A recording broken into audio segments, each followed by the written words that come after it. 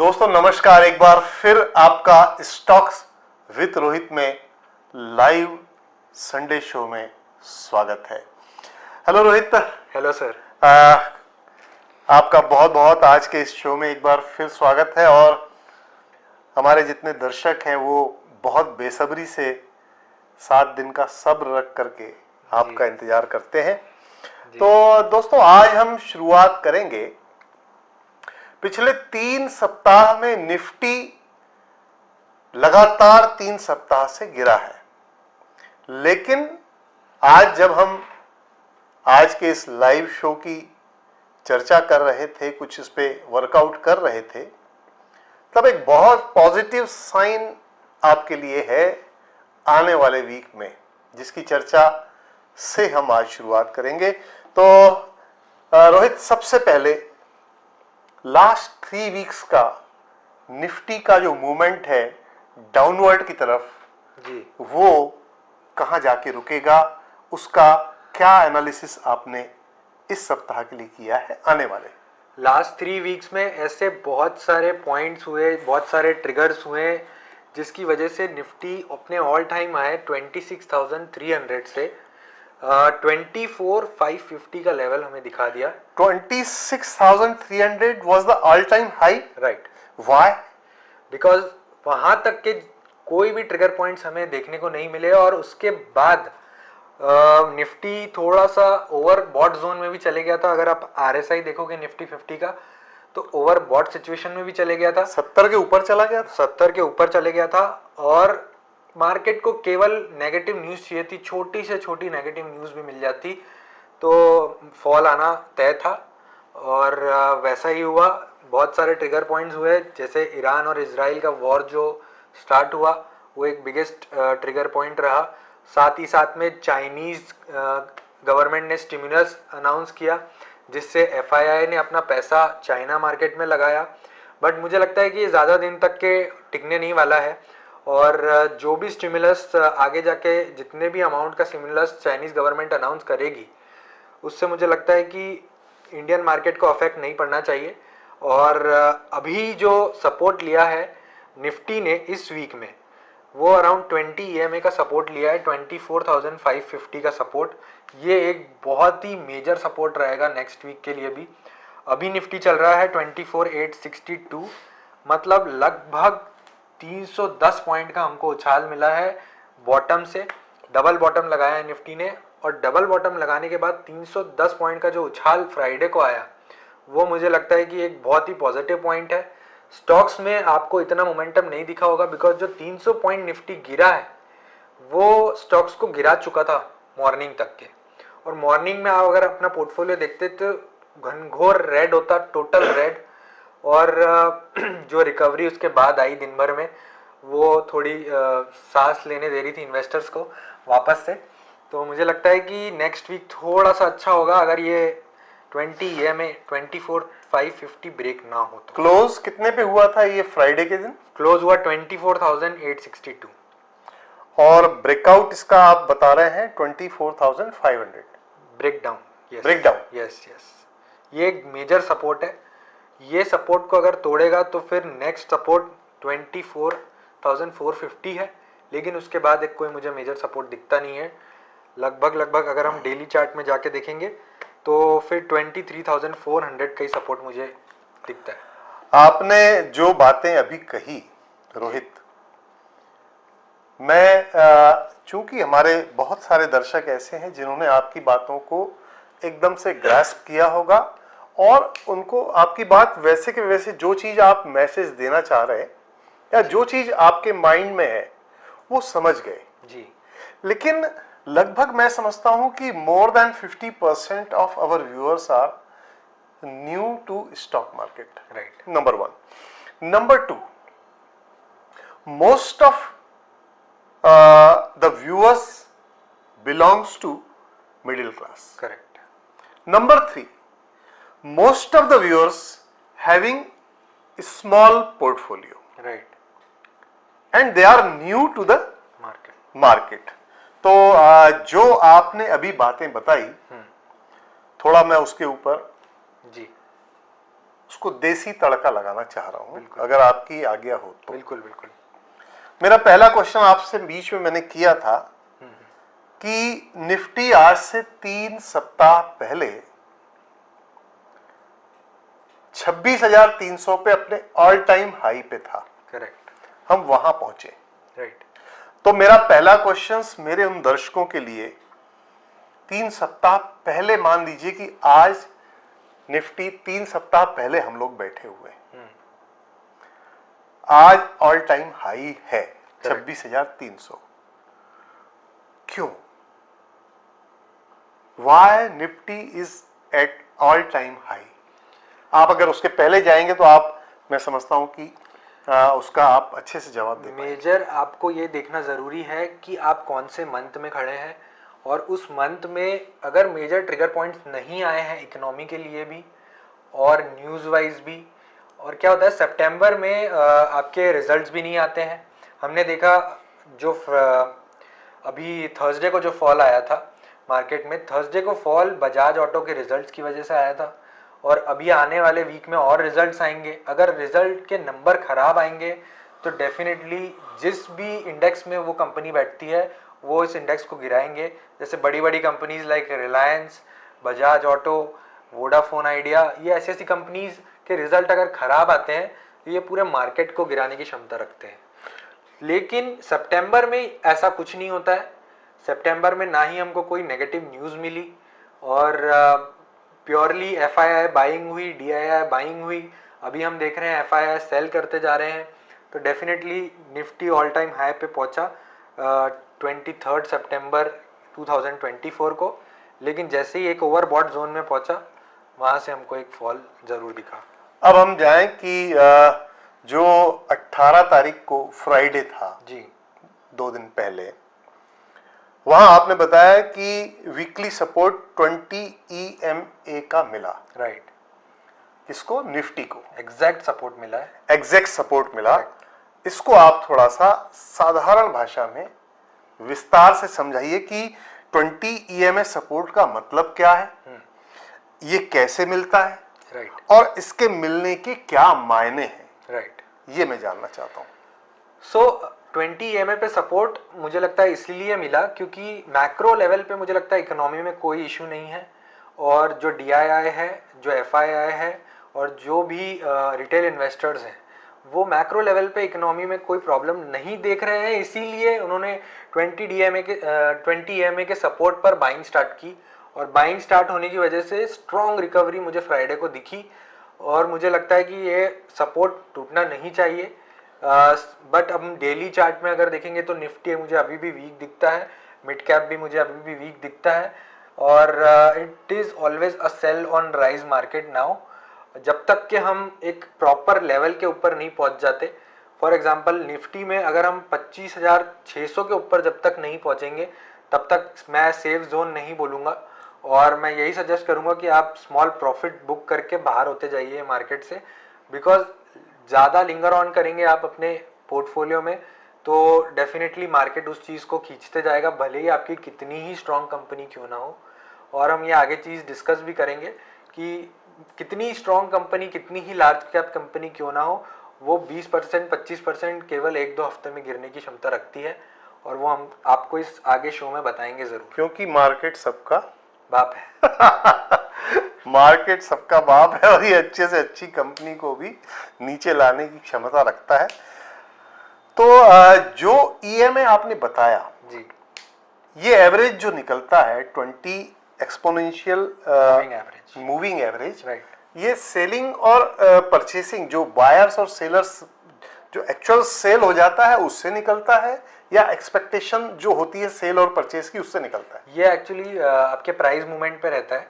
Daily का जो आपको क्लोज हुआ है अच्छा, निफ्टी, उसका एक मूविंग एवरेज रहता है एक्सपोनेंशियली। अच्छा। लेकिन ये एक्सपोनेंशियली मतलब होता है कि ये रीसेंट डेटा पॉइंट्स को पकड़ता है as compare to the simple moving average, जो मतलब आपका एक एवरेज सिंपल मूविंग एवरेज होता है, और EMA आपका रीसेंट डेटा पॉइंट्स को पकड़ता है। इसलिए ये बहुत इंपॉर्टेंट। रिसेंट डेटा मतलब एक दिन के या एक हफ्ते के या 3 दिन के, कैसा? जैसे जिस भी चार्ट में आप काम कर रहे हैं, जैसे मैंने यहाँ पे वीकली चार्ट अच्छा, देखा। वीकली चार्ट पे अगर आप काम कर रहे हैं तो वीकली चार्ट में जितना रिसेंट रहेगा उतना वो Right, देखेगा। right. और अगर डेली चार्ट में आप काम कर रहे हैं तो डेली के हिसाब से Correct, देखते हैं। कब डेली चार्ट कब मायने रखता है, किन लोगों के लिए मायने रखता है? क्या ये स्विंग ट्रेड और जो F&O करते हैं उनके लिए मायने रखता है ज्यादा डेली? इंडेक्स में जब भी हम चार्ट देखते हैं तो हम मार्केट के सेंटिमेंट्स को पकड़ने के लिए देखते हैं। और जब भी हम स्टॉक के चार्ट को देखेंगे तो उसमें हम 15 minutes, 1 day and monthly chart लगाएंगे। लॉन्ग टर्म के लिए जो लगाएंगे तो मंथली चार्ट भी एक बार देखेंगे, डेली चार्ट भी एक बार देखेंगे। ब्रेकआउट समझने के लिए मोस्टली मैं यूज़ करता हूँ daily chart, because short term trading में ज़्यादा करता हूँ। और स्विंग के लिए जो मैं करता हूँ वो 15 मिनट्स यूज़ करता हूँ, बिकॉज मुझे एक ही मूव पकड़ना रहता है। आने वाले समय में जो ट्रेनिंग प्रोग्राम्स आप लाने वाले हैं उसमें आप किन चीजों को शामिल करेंगे और उसका फायदा किस तरीके से मिल सकता है लोगों को? उनमें मैं technical analysis, in depth technical analysis आपको सिखाऊंगा। मेरी स्ट्रैटेजी क्या है वो बताऊंगा। आपको फंडामेंटल एनालिसिस बताऊंगा कि आपको कैसे क्या क्या पॉइंट्स देखने होंगे, क्योंकि फंडामेंटल इज़ ह्यूज। मतलब आप जितना पढ़ो उतना कम है, लेकिन आपको क्विकली अगर देखना है, मतलब मैं दिन की 100 कंपनीज देखता होऊंगा फंडामेंटली कि कौन कौन सी कंपनी। मेरे को लोग पूछते हैं, कमेंट में भी पूछते हैं, और जो हमारे लर्निंग ग्रुप में जुड़े हैं वो भी बहुत सारी कंपनीज पूछते हैं। तो ऐसी दिन की 100 कंपनीज मैं देखता हूँ। अच्छा। तो उनको केवल 5 मिनट में आपको देखते आना चाहिए, क्योंकि कौन कौन से पॉइंट आपको देखने हैं वो बहुत इंपॉर्टेंट है। वो अगर आपको समझ में आ जाएगा तो आपको प्योर इन डेप्थ एनालिसिस हो जाएगा कि कोई कंपनी गिर क्यों रही है और कोई कंपनी बढ़ क्यों रही है। मेरा अगला प्रश्न ये है जी कि 25,600 तक का आपने जो बोला है, जब तक 25,600 निफ्टी क्रॉस नहीं करता तब तक आप अपना प्रॉफिट बुक करके बाहर होते जाइए। मैं बहुत शॉर्ट टर्म ट्रेड्स लूँगा। अगर मुझे प्रॉफिट मिल रहा है कम टाइम में तो मैं बाहर होते हुए अपने प्रॉफिट को अंदर करते चलूँगा। 25,600 आता है मान लीजिए, राइट। तो वहां पर इन्वेस्टर की स्ट्रेटेजी क्या होना चाहिए? 25,600 के बाद हम एक सेफ जोन के अंदर एंटर कर जाएंगे और हम ऑल टाइम हाई के बहुत करीब होंगे। तो इसलिए आप उसमें आपके लॉसेस में जो भी ट्रेड है वो भी आप होल्ड कर सकते हैं, और आपको समझ में आ जाएगा कि कौन सी कंपनी नहीं बढ़ रही है तो आपको किस कंपनी को स्टॉप लॉस पे हटाना है। Will it B 25,600, will it be a breakout for the Nifty? It is not a breakout for Nifty. Nifty का ब्रेकआउट तो ऑल टाइम हाई से ही होएगा। अच्छा, लेकिन हम एक सेफ जोन में एंटर कर जाएंगे। Will it be a stop मतलब support level for next yes yes yes, next सारे रेजिस्टेंस के ऊपर हम पहुंच जाएंगे। दैट इज 25,600 अगर आने वाले समय में निफ्टी पहुंचता है तो वहां से आपका सेफ जोन चालू होगा। लेकिन ऑल टाइम हाई जो 26,300 आ चुका है 3 सप्ताह पहले, वो अगर ब्रेक होता है निफ्टी तो वहां से एक बुल रन चालू होगा। करेक्ट। लेकिन नेक्स्ट वीक में अगर 24,557 जी अगर इसको तोड़ करके ये नीचे जाता है तो क्या वो ब्रेक डाउन रहेगा? करेक्ट। तो वहां पर अगर मान लीजिए नेक्स्ट वीक में 24,557 से नीचे आता है निफ्टी, तब आप क्या सजेस्ट करेंगे? मैं ये कहूंगा कि आप अपने प्रॉफिटेबल ट्रेड्स को धीरे धीरे बुक करने की कोशिश कीजिए। जितना कोशिश होता है आप उतना कैश पे बैठिए, क्योंकि उसके बाद और लोअर लोज लगते जाएंगे। जैसे हमने मार्केट में देखा कि निफ्टी नीचे आता था लेकिन वापस से ऊपर जाता था, लेकिन अभी कुछ अलग हो रहा है निफ्टी में। निफ्टी नीचे आ रहा है, थोड़ा सा ऊपर आ रहा है, फिर नीचे आ रहा है, थोड़ा सा ऊपर आ रहा है, फिर वापस से नीचे का लो बना रहा है। सो अगर और लोअर लोज बनते गए तो फिर डेफिनेटली आपको धीरे धीरे धीरे धीरे अपने जो प्रॉफिट आपने बुक किया है उसको सेव करना, मुझे लगता है कि एक प्रॉफिटेबल ट्रेड होगा। I will give one of the quote of you, okay. Cash is also the king. Yes. क्या ये समय है कैश को इकट्ठा करने का? बिल्कुल। अगर 24,550 के नीचे निफ्टी जाता है तो धीरे धीरे आप कैश को इकट्ठा कीजिए, और हमें और डाउन लेवल्स दिख सकते हैं। और जिस हिसाब से रिजल्ट्स भी आ रहे हैं ऑटोमोबाइल सेक्टर में और एफएमसीजी सेक्टर में, तो एफएमसीजी सेक्टर भी अक्टूबर मंथ और सितंबर मंथ में नेगेटिव रिटर्न दिया है, टोटल अराउंड 4 to 5% का नेगेटिव रिटर्न दिया है।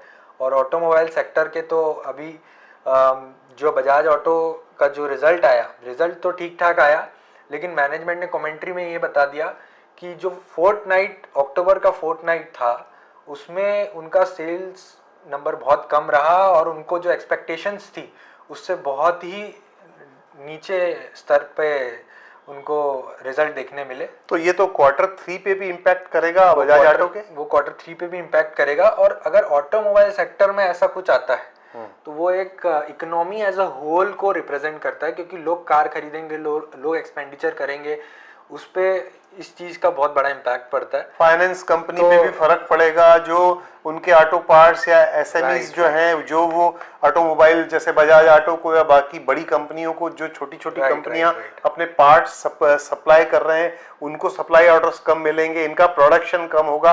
क्या ये सब चीजें ऐसी लिंक्ड है एक दूसरे से? राइट। और लेकिन मैं कोई डिसीजन अभी नहीं देना चाहूंगा, क्योंकि मारुति सुजुकी, टाटा मोटर्स, इन सब के रिजल्ट्स बाकी है, और हम इनके रिजल्ट्स देखेंगे और फिर एक डिसीजन पे आएंगे कि क्या एक मैक्रो लेवल पे प्रॉब्लम एग्जिस्ट कर रही है। यहां मैं एक बात आपसे कहना चाहूंगा कि जब हम किसी एक सेक्टर की बात करते हैं, जैसे ऑटोमोबाइल सेक्टर की बात करते हैं, और जब आप इनकी फंडामेंटल स्टडीज की बात करते हैं, तो आपको यह देखना पड़ेगा कि माइक्रो लेवल कंपनियां, स्मॉल कैप कंपनियां, मिड कैप कंपनियां और लार्ज कैप कंपनी, कौन से उस सेक्टर में कौन सी लार्ज कैप की कंपनी है जिसे कि स्मॉल कैप, मिड कैप और माइक्रो कैप के जो सप्लायर्स हैं उस ऑटोमोबाइल इंडस्ट्री के उस सेगमेंट की बड़ी कंपनियों को कौन सप्लाई करता है। और उन बड़ी कंपनियों में से एक कंपनी है, मान लीजिए बजाज ऑटो, और उसके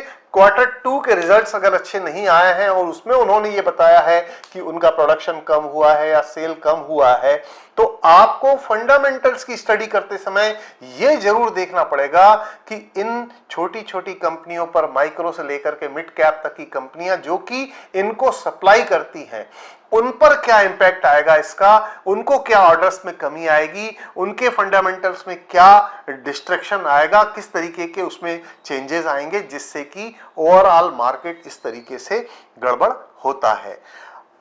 अब मैं इसी बात को लेकर के आगे बढ़ूंगा कि मान लीजिए आपका ब्रेकडाउन आता है नेक्स्ट वीक में, मंडे में, ट्यूसडे में 24,500 से नीचे आ जाता है जी। तब आप अगले सप्ताह आपकी क्या स्ट्रेटेजी रहेगी जी, और हमारे जो इन्वेस्टर्स या दर्शक हैं उनको उनकी सोच क्या रहना चाहिए? अगर ये 300 की, आज शुक्रवार के दिन इसने पिछले शुक्रवार को उछाल दी है 300 पॉइंट की, अगर ये यहां से वो ऊपर उठता है जी, निफ्टी, तो ओवरऑल इनको, इनकी साइकोलॉजी की मैं बात कर रहा हूं कि नेक्स्ट 5 डेज 21 तारीख से लेकर के शुक्रवार तक अगले, अगर निफ्टी ऊपर जाता है तब क्या सोचना चाहिए, निफ्टी नीचे आता है तब इनको क्या सोचना चाहिए इन्वेस्टर्स को? तो अगर निफ्टी ऊपर जाता है तो कोई प्रॉब्लम ही नहीं है हमें। मैंने जैसे बोला कि it's always a sell on rise market, तो आपको अगर प्रॉफिट मिल रहा है, छोटा मोटा प्रॉफिट भी मिल रहा है, तो आप लेके बाहर हो जाइए, क्योंकि धीरे धीरे मुझे लगता है कि निफ्टी डाउन आएगा। और अगर आपका 24,550 के लो को तोड़ता है अगर निफ्टी, तो फिर मुझे लगता है कि आपको धीरे धीरे अपने आपने जो गलत एंट्रीज ली है, जो आपको लगता है कि फंडामेंटली वीक कंपनीज है, उनको आप धीरे धीरे डिलीट करते जाइए अपने पोर्टफोलियो से और कैश में आते जाइए, क्योंकि जब और नीचे लगाएगा निफ्टी तो आप अच्छी कंपनीज में इन्वेस्ट कर पाओगे। और बहुत बार क्या होता है कि साइकोलॉजी अपनी ये बन जाती है कि मैं लॉस नहीं काटूंगा, मेरे को लॉस नहीं काटना है, मैं ठीक है लॉन्ग टर्म के होल्ड कर लूंगा। लेकिन क्या होता है कि अगर आप लॉस काट के उसी पैसे को दूसरे इसमें लगाओगे तो शायद वो बेटर परफॉर्म करेगा उससे। अगर 100 रुपए के शेयर में आपको 10 रुपए का लॉस हुआ, 90 रुपए में आपने सेल किया, 90 रुपए की आपके पास कैश आई और उस 90 रुपए से आपने 120 रुपए कर लिए, तो आपको अल्टीमेटली लॉस केवल 10 रुपए का हुआ, लेकिन प्रॉफिट जो है वो 20 रुपए का ओवरऑल प्रॉफिट हो गया। यहाँ पे लोगों का ईगो आ जाता है सामने कि हम तो लॉस बुक नहीं करेंगे, कितना ही हो जाए मार्केट तो वापस से ऊपर आ ही जाएगा, लॉस को बुक नहीं करेंगे, चलते रहने देंगे। मतलब ये जो लॉस बुक करने की फिलॉसफी है उसका प्रिंसिपल है ये।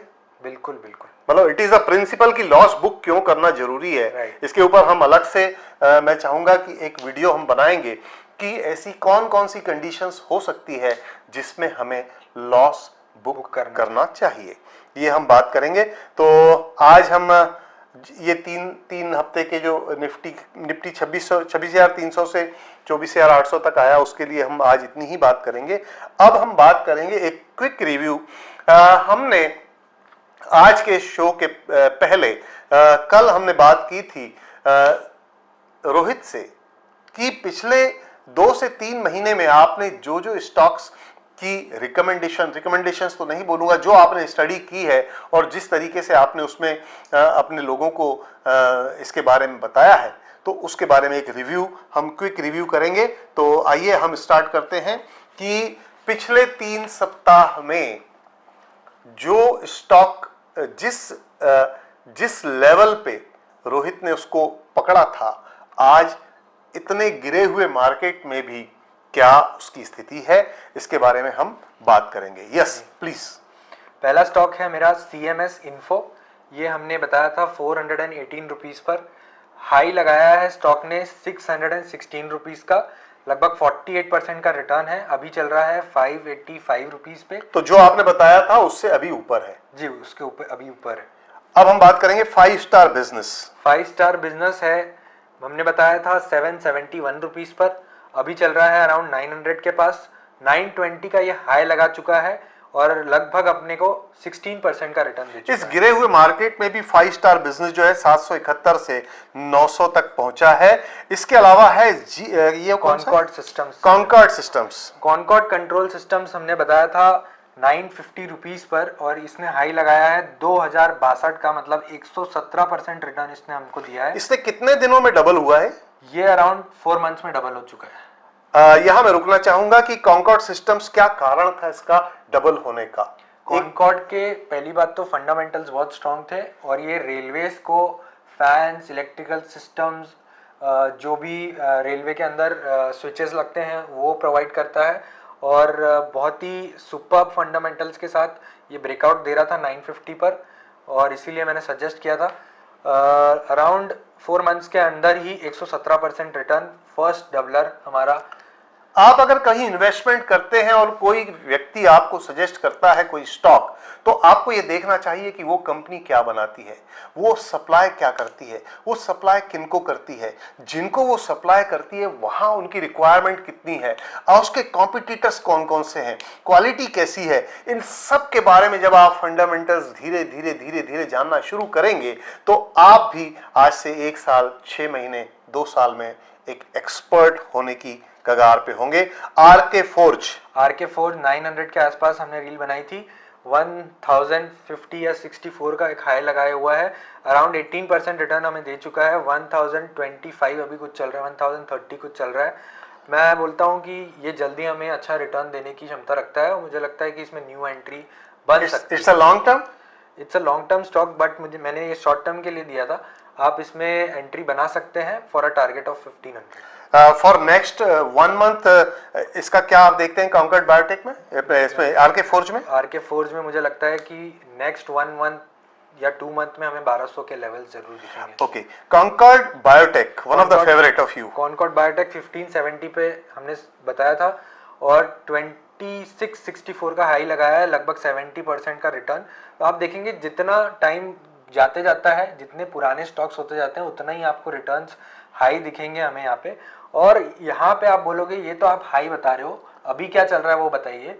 लेकिन मैंने जैसे आपको जो स्ट्रेटजी बताई कि आप RSI देखिए और कोई भी चार्ट का आप RSI खोल के देखिए, अगर RSI 2664 मतलब हाई पे अगर RSI आपको 70 के ऊपर नहीं दिखा तो मेरा नाम बदल दीजिएगा आप। हर स्टॉक में अगर आपको हाई पकड़ना है तो RSI 70 के ऊपर देखिए। लगभग मुझे लगता है कि 70 के ऊपर एक लेवल जो है वो हम डिसाइड नहीं कर सकते, क्योंकि हमें पुराना हाई भी देखना है RSI का। फॉर एग्जांपल अगर कॉनकॉर्ड बायोटेक का अगर मैं चार्ट खोलूंगा तो उसमें ये मैंने चार्ट खोला कॉनकॉर्ड बायोटेक का, डेली चार्ट हम खोलेंगे। डेली चार्ट में हम खोल के देखेंगे 2664 पे जो RSI था वो अराउंड 92.94 का था, और मैंने प्रीवियस इसका RSI देखा था हाई, इट वाज अराउंड 78। इसीलिए मैंने जब आपको बोला कि 2450 पे आप इसको हटाइए, तब इसका RSI पहुंच चुका था 80, एंड दैट्स द रीज़न मैंने आपको 2450 पे आपको इसको हटाने के लिए कहा। और लगभग 200 रुपये का और हाई मारा इसने, विच वॉज एक्सेप्शनल, लेकिन वहाँ से आप देखोगे कि फॉल आया है। देखिए, आपको टेक्निकल्स में भी अपने पैरामीटर्स सेट करके चलना पड़ेगा।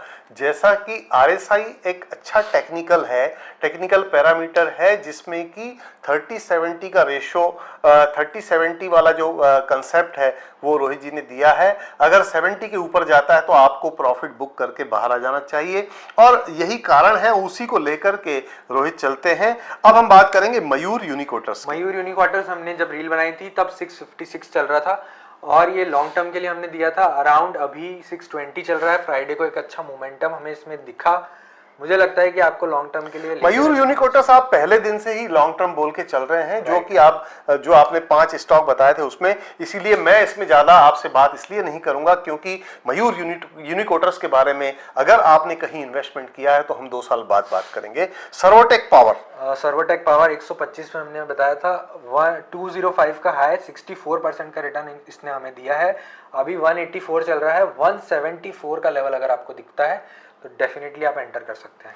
लेकिन अगर ब्रेकआउट आता है निफ्टी में तो क्या इसको सेल आउट करना चाहिए थोड़ा बहुत प्रॉफिट लेके? सेल आउट अभी नहीं करना चाहिए। RSI प्रॉपर आपका अभी RSI 70 के ऊपर पहुंचा नहीं पहुंचा है। यस, ये that is very important. Servotech में अगर आपके पास है तो उसको रखे रहिए। BSC 2600 पे बताया गया था, 5000 का हाई लगाया। मैंने रील भी बनाई थी कि आप 5000 पे कुछ 30% सेल कीजिए। क्यों सेल कीजिए? क्योंकि RSI was around 79 at that point of time, और वहीं से हमको एक ब्रेकडाउन दिखा। क्या आपने फ्राइडे के दिन इसका RSI देखा था? फ्राइडे के दिन मैंने इसका RSI नहीं चेक किया, मैं अभी चेक कर लेता हूँ।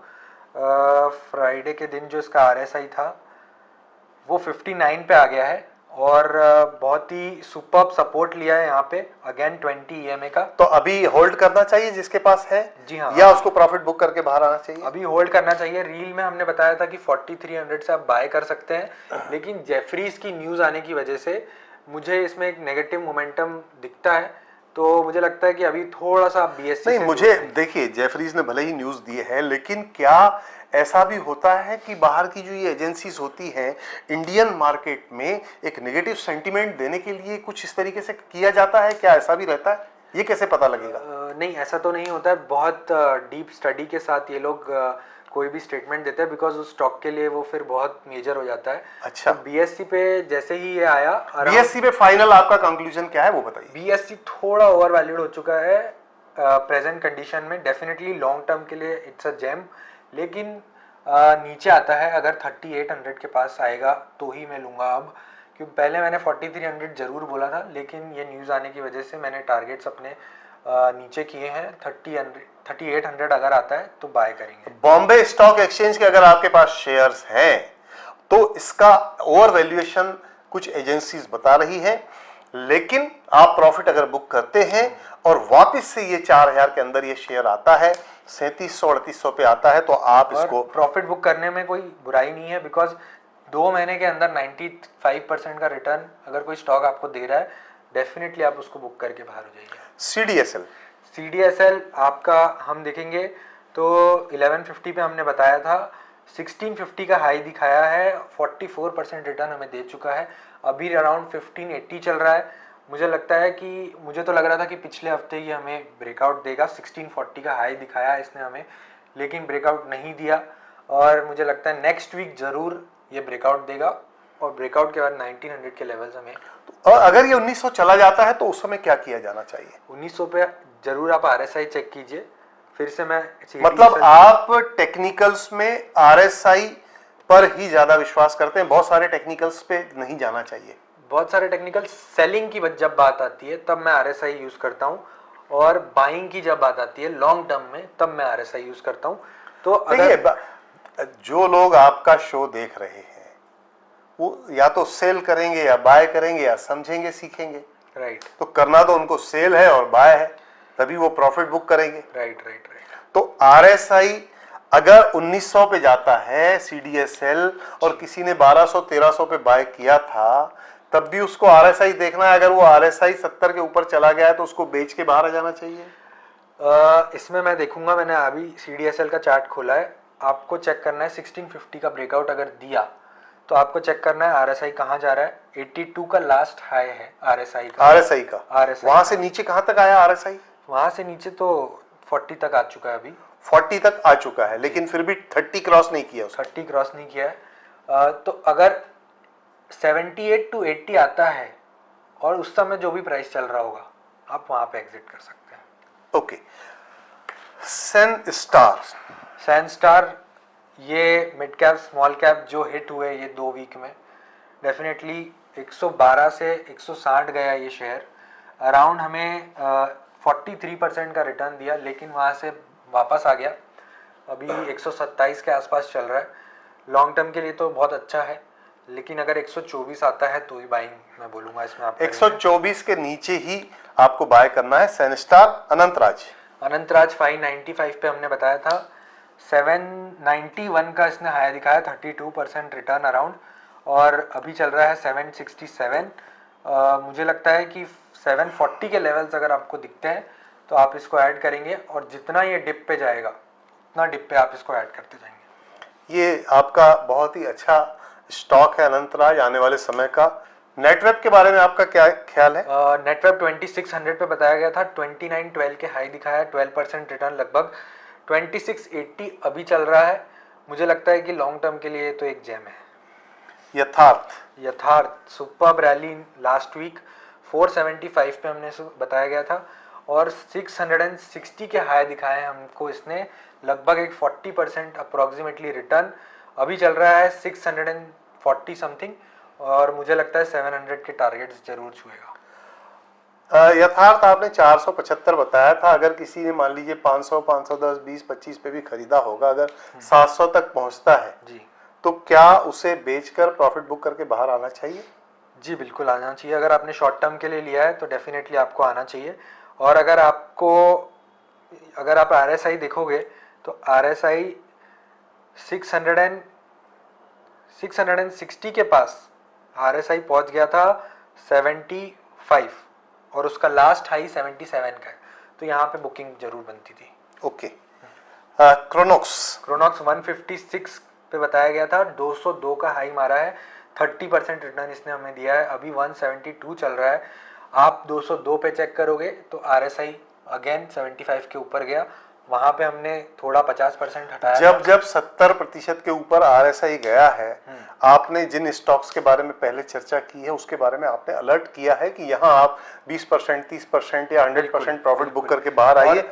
आगे जाके मैं अगर आपको अलर्ट ना भी कर पाऊँ तो आप खुद चेक कीजिए, और RSI जा रहा है ऊपर तो डेफिनेटली बुक कीजिए। ओवरबॉट सिचुएशन आएगी तो बायर्स जितने बढ़ेंगे वो उसमें से सेल भी करेंगे और स्टॉक को नीचे लेके आएंगे। देखिए, बहुत अच्छी बात रोहित ने बताई है कि अगर आपके पास कोई स्टॉक है, मान लीजिए आपने 6 महीने पहले कोई स्टॉक लिया और वो आपने लिया 500 रुपए का, आज उसकी 6 महीने के अंदर वो 500 रुपए का स्टॉक 800 रुपए हो गया है और पिछले 15 दिन से वो लगातार बढ़ रहा है, तो आपको एक चीज जरूर सीखना चाहिए कि RSI कहां है उसका। और अगर वो 70% से ऊपर है, 70 से ऊपर अगर वो RSI है, तो यहां आप खुद भी ये डिसीजन ले सकते हैं कि मुझे इतना प्रॉफिट बुक करके बाहर आना है। UDS 366 पे बताया गया था, 405 का हाई दिखाया, 11% का रिटर्न अभी तक दे चुका है, लेकिन अभी चल रहा है 374 रुपीज। जिनके पास काफी मात्रा में है और कम प्रॉफिट है 10-11%, वो उनकी क्या स्ट्रेटेजी UDS की रहना चाहिए? UDS में मैं आपको कहूंगा कि ये आपको कंसोलिडेशन दे रहा है, और इतने गिरते मार्केट में भी ये नहीं गिर रहा है, तो ये मतलब ये संकेत देता है कि जैसे ही 405 क्रॉस करेगा, हाँ, तो ये बहुत बड़ी रैली हमें 405 इसका ब्रेकआउट है। 405 इसका 405 UDS का ब्रेकआउट है, इसका आप इंतजार कीजिए। इंडो अमाइंस, कुछ लोग जो प्रॉफिट बुक नहीं कर पाए हों, जी। आज क्या स्थिति है उसकी? इंडो अमाइंस 163 पे हमने बताया था, 248 पे हमने बुकिंग की थी, 52% रिटर्न हमें दे चुका था अराउंड इन 1 मंथ। आज 193 के आसपास चल रहा है। आज भी 30 रुपए ऊपर है। जी, आज भी 30 रुपए ऊपर है, लेकिन बहुत सारे लोगों ने 200 के ऊपर भी खरीदा, 220 के ऊपर भी खरीदा। आप देख करके बताएंगे इंडो अमाइंस का आरएसआई क्या है आज? इंडो अमाइंस का आरएसआई, क्योंकि ये गिरा है तो ऑब्वियसली आरएसआई 42 के आसपास है। अच्छा, इसको मैं बोलूँगा आप होल्ड कीजिए, न्यू एंट्री अभी मत कीजिए। आरएसआई अगर 30 के आसपास आता है तो ही न्यू एंट्री बनती है, अदरवाइज न्यू एंट्री मैं इसमें सजेशन नहीं दूंगा। न्यू एंट्री इंडो अमाइंस में नहीं करना है, भले ही कितना अच्छा ये स्टॉक हो। मैनकाइंड 2487 पे हमने बताया था, 2812 का हाई दिखाया, 13% का रिटर्न, अभी अराउंड 2650 के आसपास चल रहा है। आप इसको लॉन्ग टर्म में होल्ड कर सकते हैं। मैकफॉस 864 पे बताया था, 970 के हाई इसने हमें दिखाया within 1 week, 12% return in 1 week, लेकिन अभी 790 चल रहा है, मतलब 8% का कम रिटर्न है, और इसको आप होल्ड करेंगे, सपोर्ट लेके वापस ऊपर आता है। हर साल लगभग 26 प्रोडक्ट्स नए बनाता है, पूना बेस्ड कंपनी है, स्ट्रॉन्ग फंडामेंटल्स है। गिरने का सिर्फ एक ही रीज़न है, मार्केट की जो स्थिति है अभी वीक चल रहा है मार्केट, उसकी वजह से गिर रहा है। SSDL सरस्वती साड़ी 156 पे बताया था, 175 का हाई लगाया, 12% रिटर्न दे दिया था, लेकिन 138 अभी चल रहा है। सेटबैक लगा इसमें हमें, 156 से 138 अराउंड 12% 13% डाउन हो चुका है शेयर, और अब ओवरसोल्ड सिचुएशन में आ चुका है। आरएसआई भी 27 के आसपास पहुंच चुका है, और थर्सडे की एक हम कैंडल देखेंगे 3:15 की, तो एक बड़े प्लेयर ने एंटर जरूर किया है यहाँ पे। वेट करेंगे, थोड़ा सा वेट करेंगे। क्या इसके Q2 के रिजल्ट्स कुछ होप दे सकते हैं सरस्वती साड़ी? और जैसा मैंने कहा था, स्ट्रैटेजी भी बताई थी कि जिस भी शेयर में आपको लॉस हो रहा है उसमें आप Q2 के रिजल्ट्स के लिए रुकिए। अगर Q2 के रिजल्ट्स अच्छे आते हैं तो डेफिनेटली आपको एक चांस देगा, शेयर ऊपर आएगा, लेकिन गंदे आते हैं तो डेफिनेटली शेयर ऑलरेडी गिर चुका है तो उतना और नहीं गिरेगा, आपको एग्जिट के मौके ज़रूर देगा। ADF फूड 286 पे बताया गया था, 320 का हाई लगाया, 12% रिटर्न इसने हमने दे चुका है, और अभी चल रहा है अराउंड 311। मुझे लगता है कि 9 रुपये के हाई के बाद अच्छा, 9 रुपये अपने हाई से दूर है, अगर हाई को तोड़ता है तो डेफिनेटली हमें पिक्स ट्रांसमिशन, इससे आपको बहुत उम्मीदें थी, लेकिन आज क्या स्थिति है? पिक्स ट्रांसमिशन 1565 पे बताया गया था, जिस दिन बताया था उसी दिन 1718 के लेवल हमें इसने दिखा दिए थे, लेकिन 10% के रिटर्न जो होते हैं, लेकिन अगेन मार्केट वीक होने की वजह से वापस ये शेयर नीचे आया, और ये अपने सपोर्ट को बार बार टच करता है, वहाँ से रैली लेता है। थर्सडे को अगर हम देखें तो 1602 के हमें इसने हाई दिखाए, लेकिन अभी चल रहा है 1540 के आसपास। मैं इसमें बोलूँगा केवल इसको होल्ड कीजिए, अगर आपको ऐड करना है तो आप कर सकते हैं। एफएल इंडिया, ये भी आपका एक फेवरेट स्टॉक है? FL India fundamentally very strong stock, लेकिन वही मार्केट वीक होने की वजह से 1620 में हमें बताया गया था, लेकिन अभी चल रहा है 1566। अगर 24,557 जो निफ्टी का अगर ये ब्रेक डाउन नहीं होता है और नेक्स्ट वीक हमारा अच्छी रैली मिलती है, तब ये जो मार्केट वीक होने की वजह से, जैसे पिक्स ट्रांसमिशन हो गया, एफएल इंडिया हो गया, इसके बारे में क्या स्ट्रेटेजी रहेगी आने वाले समय की? इसके बारे में मैं यही बोलूँगा कि आप इसे होल्ड कीजिए। सारे स्टॉक्स फंडामेंटली बहुत स्ट्रांग है, जब तक Q2 के रिजल्ट नहीं आते तब तक होल्ड कीजिए, बिकॉज वही एक स्ट्रैटेजी, अगर Q2 के रिजल्ट अच्छे आते हैं तो डेफिनेटली हमें मोमेंटम। अब दोस्तों, आपकी ओर से मुझे रोहित के रिव्यू पे आप और कुछ भी है देखिए। SBFC, अच्छा, SBFC हमने 88 पे बताया था, 105 का हाई, एक ही दिन में 20% रिटर्न दे दिया था, लेकिन वहाँ से वापस सेलिंग आई, और आप SBFC का भी अगर RSI चेक करोगे तो SBFC का RSI was above 70 at 105। Okay. और अभी SBFC के बारे में क्या स्ट्रेटेजी रखना चाहिए? 26 अक्टूबर को रिजल्ट है, मुझे लगता है ये वीक में, आने वाले वीक में इसमें मोमेंटम आना चाहिए। बहुत सारे लोगों ने बाय किया है, और मुझे भी बुरा लगता है जब स्टॉक नीचे जाता है, तो डेफिनेटली रिजल्ट वीक में आप इसको पकड़ के रखिए। देखिए सरस्वती साड़ी, सैन स्टार, उसके बाद आपका SBFC, रत्नवीर, ये कुछ ऐसे स्टॉक्स रहे जिसकी वजह से आप लोगों को ऐसा लगता है कि आपको नुकसान हुआ है या हो रहा है, लेकिन अगर आपने सेल आउट नहीं किया है तो Q2 के रिजल्ट्स क्या बोलते हैं उसके हिसाब से हम आपको इन सभी स्टॉक्स में रोहित की क्या स्ट्रेटेजी रहेगी या क्या उसकी सोच है और क्या होना चाहिए, उसमें आपकी स्ट्रेटेजीज के बारे में हम आने वाले समय में लगातार चर्चा करते रहेंगे। जितने स्टॉक्स हमने लगभग 25-26 स्टॉक्स के बारे में अभी आपको बताया, उसमें से केवल 5 स्टॉक्स हैं जो आज की तारीख में SSDL 12% नीचे है जो रेट बताया था, Macfos 8%, Pix Transmission only 1%, Mayur Uniquoters only 5% and Ratnaveer 2.5%। जो रेट पे सजेस्ट किया था, जो रेट पे रिकमेंड किया था, जो रेट जहां से आपको बताया था कि ये स्टॉक ऊपर जा सकता है, उसमें से केवल इन 26 में से केवल 5 कंपनियों में ही थोड़े बहुत स्टॉक्स आज की तारीख में नीचे हैं, वो भी मार्केट वीक होने की वजह से। जैसे ही हमें आने वाले समय में निफ्टी 25,600 को क्रॉस करता है तो आप देखिएगा, और 26,300 को अगर निफ्टी क्रॉस करता है तो ये सभी स्टॉक्स जो है इसमें एक अच्छा मोमेंटम आपको बुल रन में देखने को मिलेगा। आप देखिए कि इन पिछले 2-3 वीक्स में अभी जो 3 रिजल्ट्स आए हैं लार्ज कैप में, जो बड़ी कंपनियां हैं जो पूरे सेक्टर को मॉनिटर करती हैं या पूरे सेक्टर को रिप्रेजेंट करती हैं, जैसे बजाज ऑटो, इसमें 25% की गिरावट हुई है पिछले 2-3 महीनों में, और रिलायंस इंडस्ट्रीज है 3 वीक में, एक वीक में, 2-3 वीक में, ये लास्ट 3 वीक्स की जो हम बात करें, बजाज ऑटो में 25% की इसके रेट में गिरावट आई है जो एक बड़ी गिरावट है।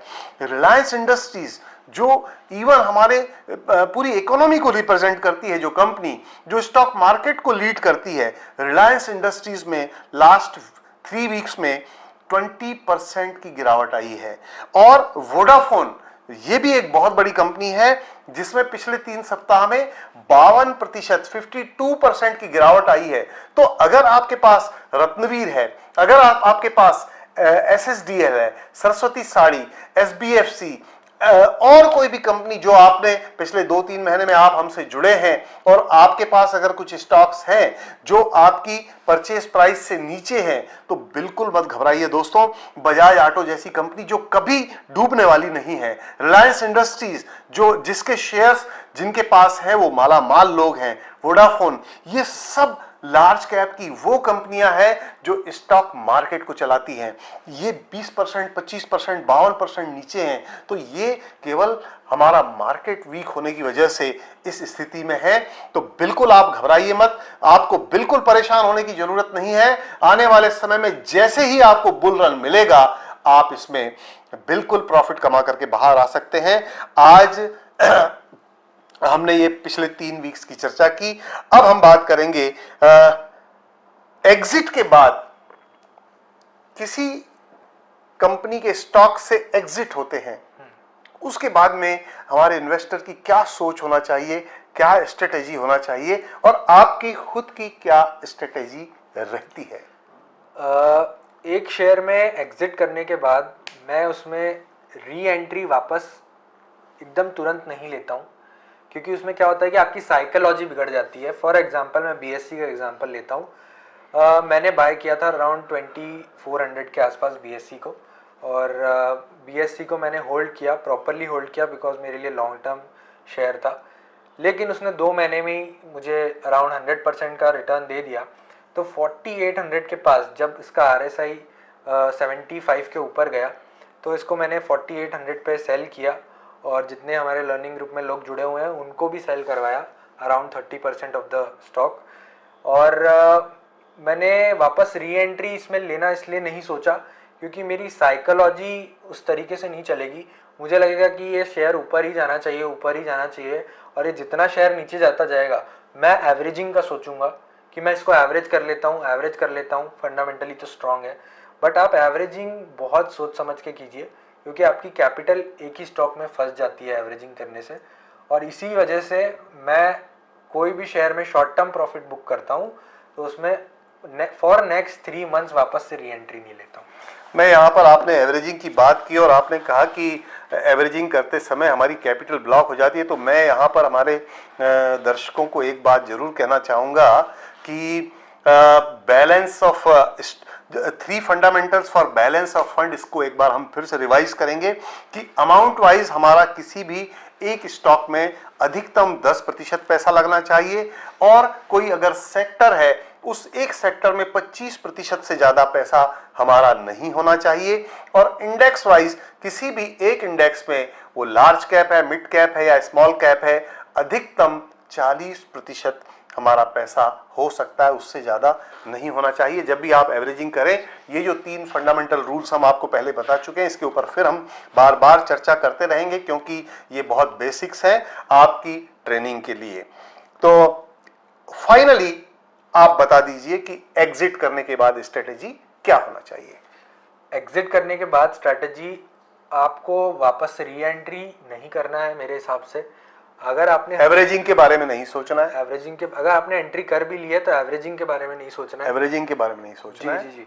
और एग्जिट लेने के बाद आप दूसरे अपॉर्चुनिटी ढूंढिए, क्योंकि क्या होता है कि इसमें अगर आपने एग्जिट ले लिया है, वो स्टॉक नीचे आ गया है या ऊपर चले गया है, तो उसका ब्रेकआउट चले गया है और उसमें मोमेंटम जो है वो भी चला गया, क्योंकि आपने प्रॉफिट बुक कर चुके हो। तो इससे बेटर है कि जिस स्टॉक में आपको मोमेंटम दिख रहा है, जिस स्टॉक में आपको लग रहा है ब्रेकआउट आने वाला है, उस स्टॉक में आप एंट्री लीजिए, ताकि आप अपने कैपिटल को और रोटेट कर पाएं और अच्छा। जैसा मेरी एक अच्छी आदत है या खराब आदत आप बोल सकते हैं, कि आपके ही उत्तर से मैं प्रश्न निकालता हूं।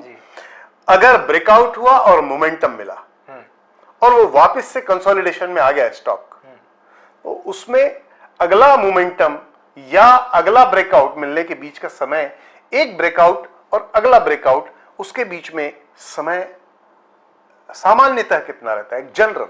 ये तो स्टॉक टू स्टॉक डिपेंड करता है। मैं एक एग्जांपल देता हूँ। लास्ट ईयर मैंने के फिनटेक करके एक कंपनी है, उसमें एंट्री ली अराउंड 350 के आसपास। 350 के आसपास एंट्री लेकर मुझे इसने बहुत अच्छा रिटर्न दे दिया, अराउंड 50 to 60% इन 3-4 मंथ्स मुझे मिल चुका था। सो मैंने इसे एग्जिट कर दिया। अगेन RSI बहुत ऊपर चले गया था तो मैंने एग्जिट कर दिया।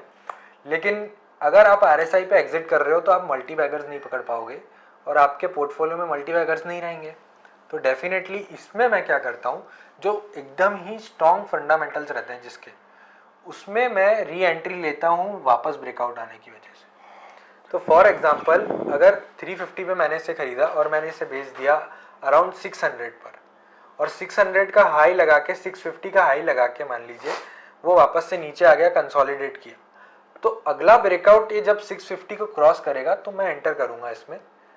तो इसमें मेरा सिर्फ 50 रुपीज़ का लॉस हुआ और मेरा टाइम भी बच गया और मेरा कैपिटल भी उतने समय के लिए रोटेट हो गया। तो मैं के फिनटेक में ये करते आ रहा हूँ। मैं 650 पे वापस री एंट्री लिया, ये अराउंड 700-800 गया, मैंने एग्जिट किया, फिर ये कंसोलिडेट हुआ, फिर 800 पे ब्रेकआउट दिया, फिर मैंने री एंटर किया, फिर ये 1100 तक गया अभी, फिर मैंने एग्जिट किया। तो इस तरीके से मैं इसमें, दोस्तों ये जो रोहित जो बात करते हैं साइकोलॉजी की, यहाँ वो साइकोलॉजी काम करती है। आपको ये सीखने की जरूरत है कि ब्रेकआउट कब आ रहा है। एक ब्रेकआउट नहीं है, आपके लिए अवसर है। Correct. Breakout is not the breakout, it is an opportunity for you for next rally. Correct. आप एक रैली का इंतजार कीजिए, एक ब्रेकआउट पे आप एंटर कीजिए, उस ब्रेकआउट पे एंटर करने के बाद आप प्रॉफिट बुक कीजिए, और जब वो कंसोलिडेशन पे जाता है और उस पर्टिकुलर स्टॉक का RSI अगर 70 के ऊपर गया है तो आप बाहर आ जाइए, उसके कंसोलिडेशन को आप पास होने दीजिए और अगले ब्रेकआउट का इंतजार कीजिए। आप इस बात का गम मत बनाइए कि यार मैंने 300 रुपए में लिया था, 600 650 में मैं नहीं बेच पाया और मैंने बेच दिया और अभी मेरे को वापस से वो 1100 पे खरीदना पड़ रहा है। राइट।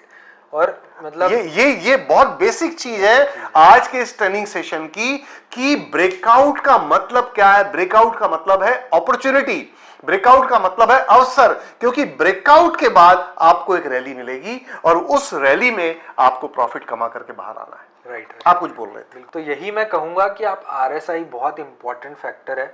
मैं बार बार बोल रहा हूँ, आप आरएसआई को देखिए। अगर आपने आरएसआई देखा होता, मैं तो आपको इंस्टा पे सब कुछ बता रहा हूँ लेकिन सब चीज़ें नहीं बता सकता हूँ। अगर रत्नवीर को आप देखेंगे तो रत्नवीर का आरएसआई 80 के ऊपर चले गया था 225 रुपये पे। Definitely it was a sell at that moment of time. तो मैंने उसको एक 225 पे ज़रूर सेल किया। SBFC का आप आरएसआई देखेंगे तो 80 के ऊपर गया था, 105 के आसपास, तो मैंने वहाँ पे उसको सेल किया। पूरा नहीं सेल किया, हाफ सेल किया। तो अगर आप आरएसआई देखते हुए चलेंगे तो डेफिनेटली आप बहुत पैसा बचा सकते हैं अपना इन लॉन्ग रन। एक और प्रश्न मेरा है कि कुछ हमारे जो व्यूअर्स हैं उन्होंने मैसेजेस किए हैं कि बायर्स कम दिखते हैं उनको और सेलर्स ज्यादा दिखते हैं, फिर भी जो है स्टॉक बढ़ रहा है। तो वो सिचुएशन में उनकी क्या स्ट्रेटेजी होना चाहिए, उनको क्या सोचना चाहिए, क्या देखना चाहिए? बहुत क्वेश्चंस आते हैं कि सर इसमें तो बायर्स कम दिख रहे हैं और सेलर्स ज़्यादा दिख रहे हैं, फिर भी आपने क्यों रिकमेंड किया इसको। तो कोई भी स्टॉक में अगर मोमेंटम दिख रहा है, लोगों को मोमेंटम दिख रहा है, तो लोग बिजी होते हैं। लोग पहले से ऑर्डर लगा के रखते हैं, सेल ऑर्डर। अगर उनने ऑलरेडी बाय करके रखा हुआ है, मैंने फॉर एग्जांपल मैंने क्रोनॉक्स बाय करके रखा हुआ है 170 पर और मुझे लग रहा है कि इसमें अच्छा मोमेंटम आने वाला है, तो मैं क्या करूँगा 185, और मैं पूरे दिन भर बिजी रहने वाला हूँ, तो मैं एक 185 रुपीज़ का सेल ऑर्डर लगा दूंगा, लिमिट ऑर्डर। और ऐसा बहुत सारे लोग करते हैं, इसलिए क्या होता है कि सेलर्स ज़्यादा दिखते हैं और बायर्स कम दिखते हैं।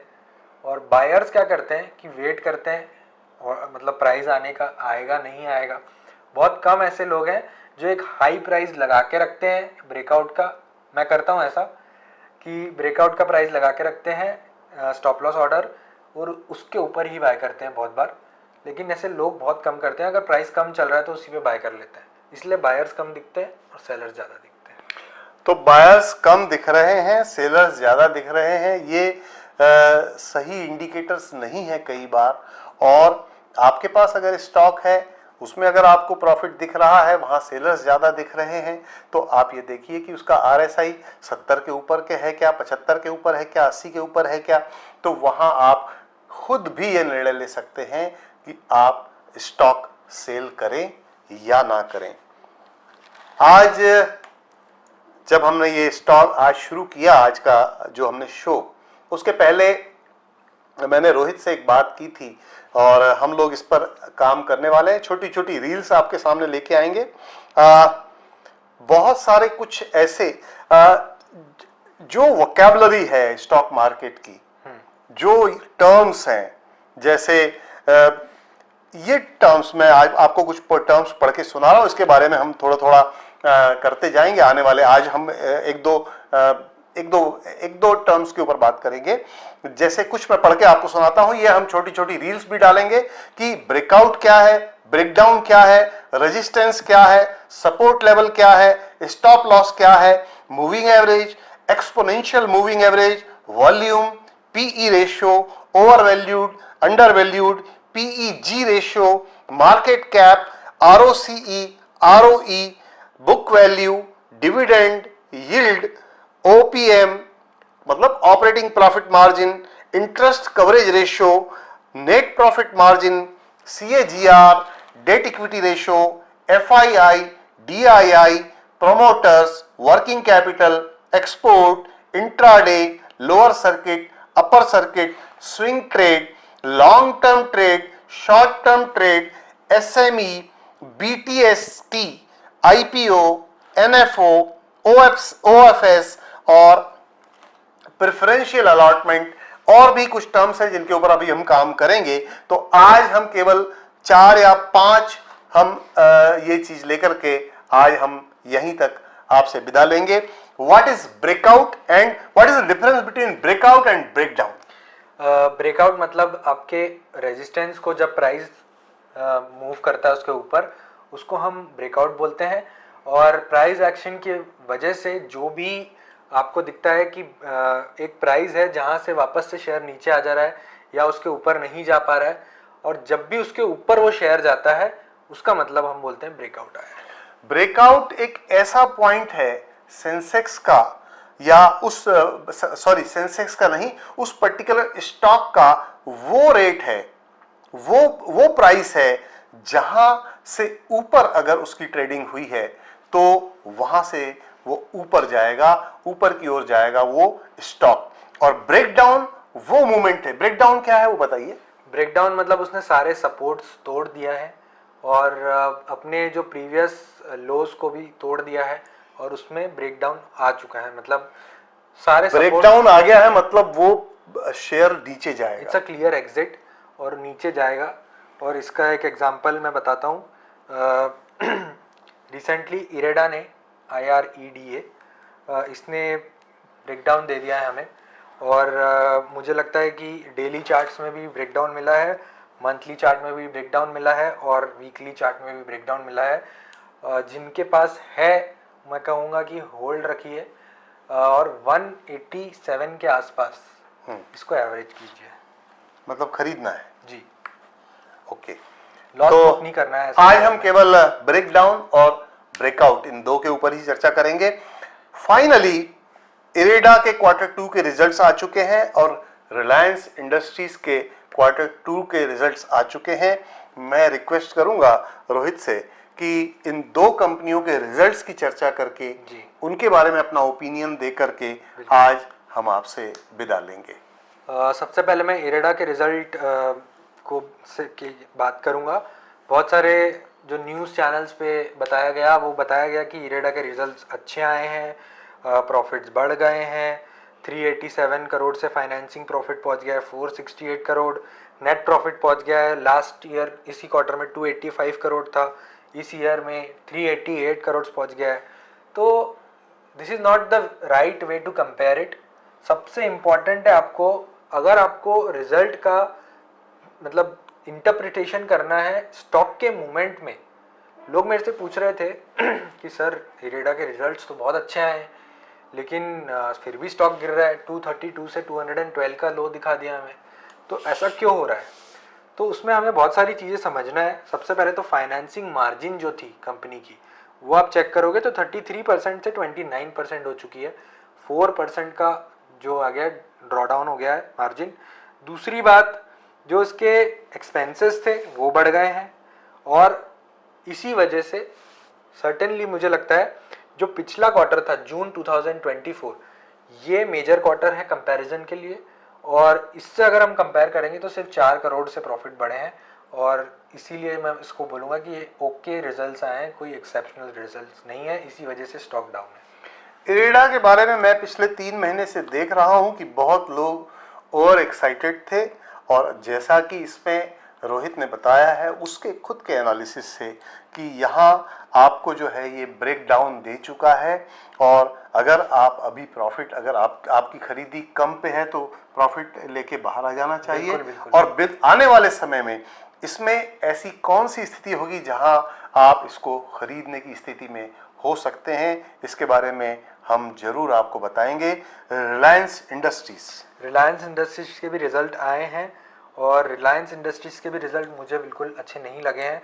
बहुत सारे न्यूज़ चैनल्स पे बताया गया कि बहुत ही अच्छे रिजल्ट्स आए हैं, इतना प्रॉफिट बढ़ गया है, ये हो गया है, वो हो गया है, बट अगर आप चेक करेंगे तो मार्जिन 1% से कम हो गया है, सेल्स में कोई ग्रोथ नहीं है, सेल्स कम हो गई है, और नेट प्रॉफिट जो है वो लास्ट ईयर के इसी क्वार्टर में 19,878 करोड़ आया था, जो कि अब हो गया है 19,323 करोड़, मतलब 500 करोड़ से कम हो गया है। भले ही पिछले जून क्वार्टर से रिजल्ट अच्छे आए हैं, बट इसमें जो स्ट्रैटेजी हमारी रहेगी वो ईयर ऑन ईयर जो क्वार्टर आए हैं उससे हम कंपैरिजन करेंगे, बिकॉज रिलायंस सीजनेबल भी है बहुत सारे प्रोडक्ट्स इसके, और इसी वजह से क्वार्टर टू क्वार्टर हम इसको कंपेयर करेंगे। इसी वजह से मैं बोलूँगा कि इसके जो इंटरेस्ट है वो भी बढ़ गया है, इंटरेस्ट कंपोनेंट। कंपनी को ध्यान देना चाहिए कि इंटरेस्ट कंपोनेंट कम हो, जिसकी वजह से मुझे लगता है कि शेयर इतने रिटर्न्स हमें नहीं दे पाता है जितने बाकी दूसरे मिड कैप या निफ्टी 50 के नेक्स्ट जो शेयर्स हैं वो हमें रिटर्न देते हैं। रोहित जी, रिलायंस इंडस्ट्रीज एक ऐसी कंपनी है जो हमारे स्टॉक मार्केट की आप कह सकते हैं कि फ्लैगशिप कंपनी है। यस। और जिसने भी स्टॉक मार्केट में कदम रखा है, कभी ना कभी रिलायंस इंडस्ट्रीज के शेयर खरीदने की वो या तो चाहत रखता है या खरीदता है। तो मैं इसमें चाहता हूं कि एक हम डिटेल्ड वीडियो बनाएं, एक प्रॉपर एनालिसिस के सामने। जैसे आपने बताया कि इसकी सीजनल भी काम करती है, इसका सेल्स पिछले साल से कम हुआ है कंपैरेटिवली, तो हम उसके फंडामेंटल्स में ये देखें कि क्या उसके पीछे रीजंस हैं जिसकी वजह से सेल्स कम हुआ है, क्या इसकी वजह से आने वाले 2 क्वार्टर्स में इस फाइनेंशियल ईयर में कुछ और बड़ी प्रॉब्लम तो क्रिएट नहीं हो रही। फाइनेंशियल चार्जेस आपने बताया कि इसमें इंटरेस्ट बर्डन जो है वो बढ़ा है, तो वो क्यों बढ़ा है, क्या इसका कोई नया प्रोजेक्ट तो नहीं आ रहा है, या क्या उसका कारण है इंटरेस्ट बर्डन बढ़ने का। इन सब चीजों का एक फंडामेंटली एक प्रूडेंट फंडामेंटल एनालिसिस आपसे मैं एक्सपेक्ट करता हूं व्यूअर्स के बिहाफ में। तो आज दोस्तों इतना ही, हम अगले सप्ताह फिर आपसे मिलेंगे। बहुत बहुत धन्यवाद।